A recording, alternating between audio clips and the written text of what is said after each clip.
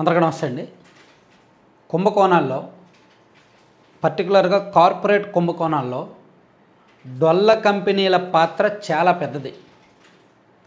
ఈ డొల్ల కంపెనీలు సృష్టించడం, దానిలో కొంతమంది బినామీలను లేదా అనామకులను డైరెక్టర్లుగా చేర్పించడం, దానిలోకి మనకు రావాల్సిన ముడుపుల డబ్బులను ఇన్వెస్ట్మెంట్స్గా పెట్టించడం, ఆ కంపెనీల ద్వారా మరో కంపెనీ ద్వారా మనం అనుకున్న చోటికి డబ్బులు మళ్లించడం, ఇదంతా కూడా కార్పొరేట్ కుంభకోణంలో భాగం.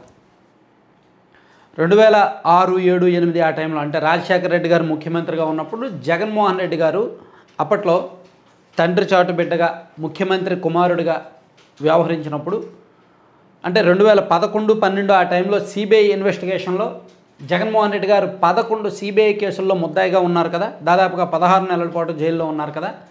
అప్పుడు ఆయన 60 డొల్ల కంపెనీలను సృష్టించారు అని సిబిఐ ఛార్జ్షీట్లో చెప్పింది. ఇది నేను చెప్తున్న మాట కాదు. అప్పుడు 2012లో సిబిఐ వేసిన ఛార్జ్షీట్లో చెప్పిన మాట 60 డొల్ల కంపెనీలు సృష్టించారు ఆయన ఈ కుంభకోణం కోసం. ఈ చరిత్రను కాసేపు పక్కన పెడితే ఈ డొల్ల కంపెనీల హిస్టరీ చంద్రబాబు గారికి కూడా ఉంది. చంద్రబాబు నాయుడు గారు కూడా కార్పొరేట్ కరప్షన్ చేసినప్పుడు కొన్ని ఈ వ్యవహారాల్లో కార్పొరేట్ వ్యవహారాల్లో కుంభకోణాల్లో నిధులను మళ్లించడానికి ఆయన కూడా డొల్ల కంపెనీలను సృష్టించారు, డొల్ల కంపెనీల ద్వారా నిధులు మళ్లించారు అనే ఆరోపణలు ఉన్నాయి. ఈవెన్ స్కిల్ డెవలప్మెంట్ స్కామ్లో కూడా అప్పుడు వైసీపీ అధికారంలో ఉన్నప్పుడు చంద్రబాబు గారిని అరెస్ట్ చేసినప్పుడు ఈయన 330 కోట్లు ఒక కంపెనీకి కాంట్రాక్ట్ ఇచ్చారు. సో వాళ్ళది డొల్ల కంపెనీల ద్వారా మళ్ళీ ఆయనే తీసుకున్నారు అని అప్పట్లో సిఐడి ఆరోపణలు అయితే చేసింది, కానీ ఆధారాలు చూపించలేదు. నోట్ మై వర్డ్స్, ఆరోపణలు మాత్రమే చేసింది. వైసీపీ వాళ్ళు ఆరోపణలు మాత్రమే చేశారు, కానీ ఆధారాలు చూపించాల. కానీ అంతకుముందు 2011, 12లో జగన్మోహన్ రెడ్డి గారు చేసిన అవినీతికి సంబంధించి సిబిఐ ఆధారాలు చూపించింది, కంపెనీల పేర్లు చెప్పింది. ఇదంతా ఈ ఉపోద్ఘాతం నేను ఇప్పుడు ఎందుకు చెప్తున్నానంటే 2019 నుంచి 2024 మధ్యలో ఆంధ్రప్రదేశ్ రాష్ట్రంలో జరిగిన మద్యం కుంభకోణంలో ఈ డొల్ల కంపెనీలదే కీలక పాత్ర, షెల్ కంపెనీలదే కీలక పాత్ర. ఈ కంపెనీల్లో డొల్ల కంపెనీలైనా ఉండొచ్చు, డొల్ల డైరెక్టర్లైనా ఉండొచ్చు. ఉదాహరణకు మీకు స్క్రీన్ మీద ఇప్పుడు కొన్ని కంపెనీలు వస్తున్నాయి చూడండి. ఇవన్నీ కూడా వీళ్ళు ఎలా సృష్టించారంటే ముంబైలో ఉన్న అనామకుల ద్వారా సృష్టించారు. ముంబైలో కొన్ని చిరునామాలు వేసి ఆ చిరునామాల్లో కొంతమంది అనామకులతో 18 కంపెనీలు సృష్టించారు. ఇవన్నీ కూడా మీకు చూడడానికి జ్యువెలరీస్ అని, గోల్డ్ అని, అదని ఇదని పెద్ద అంటే బులియన్ బిజినెస్ చేస్తున్నట్టు, గోల్డ్ బిజినెస్ చేస్తున్నట్టు, జ్యువెలరీస్ బిజినెస్ చేస్తున్నట్టు పేర్లు ఉంటాయి. వాటిల్లో ఉన్న డైరెక్టర్లు అందరూ కూడా వాళ్ళ ఆధార్ కార్డులో వాళ్ళ పాన్ కార్డులో 5,000కి 10,000కి అమ్ముకునేవాళ్ళు. ముంబైలో రోడ్డు పక్కన నివసించేవాళ్ళు. అటువంటి వాళ్ళతో 18 డొల్ల కంపెనీలు సృష్టించి ఆ కంపెనీల్లోకి మద్యం ముడుపులు డబ్బులు వేసి ఆ డబ్బులను వేరే వాళ్ళకు మళ్లించి అలా వీళ్ళు నిధులను వీళ్ళకు మళ్లించుకున్నారు. హవాలా మార్గంలో విదేశాలకు మళ్లించారు, వీళ్ళు అనుకున్న వ్యక్తులకు చేర్చారు.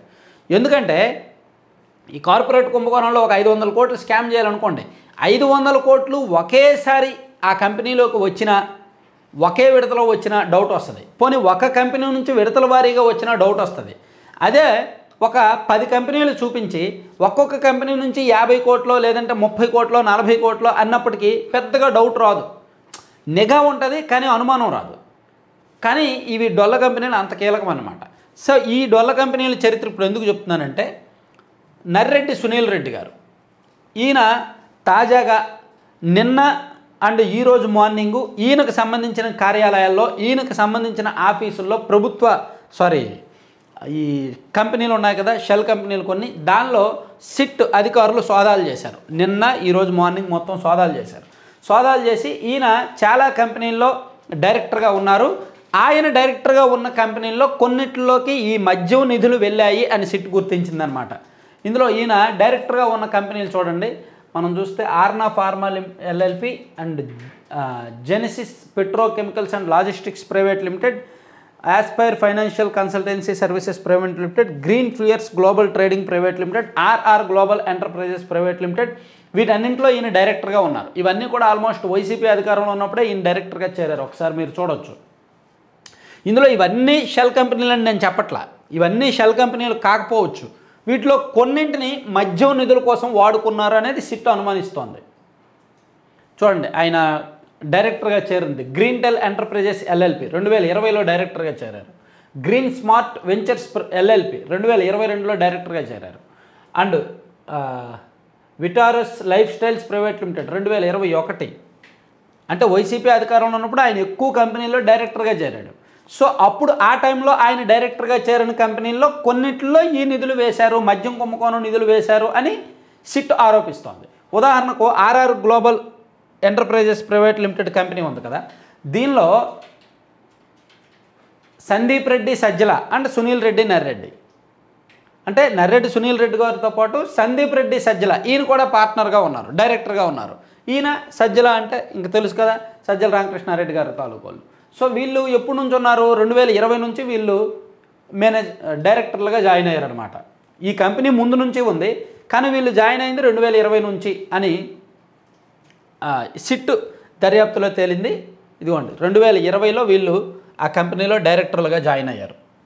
సో ఇందులో వీళ్ళ పాత్ర ఇలా ఓవరాల్గా వీళ్ళు ఏం చేశారంటే, సునీల్ రెడ్డి నర్రెడ్డి గారు లింక్డ్గా ఉన్న ఒక 10 కంపెనీలను వాడుకున్నారు. కంపెనీల పేర్లు పక్కా తెలియదు, కానీ ఈరోజు ఆంధ్రజ్యోతిలో రాశారు కొన్ని కంపెనీల పేర్లు. ఒక్క నిమిషం చూద్దాం. ఆంధ్రజ్యోతిలో ఆ షెల్ కంపెనీలు ఏవి అని రాశారు. ఇదిగోండి, RR global enterprises, green smart infra, green tech engineering systems, శాఖర్ foundation, Greentel enterprises, green card media, Violeta furnitures, green smart, Genesis petrochemicals and logistics, green flyers limited. సోదాలు జరిపిన కంపెనీలు ఇవన్నీ షెల్ కంపెనీలు కాదు, కానీ అనుమానం ఉన్న కంపెనీలు.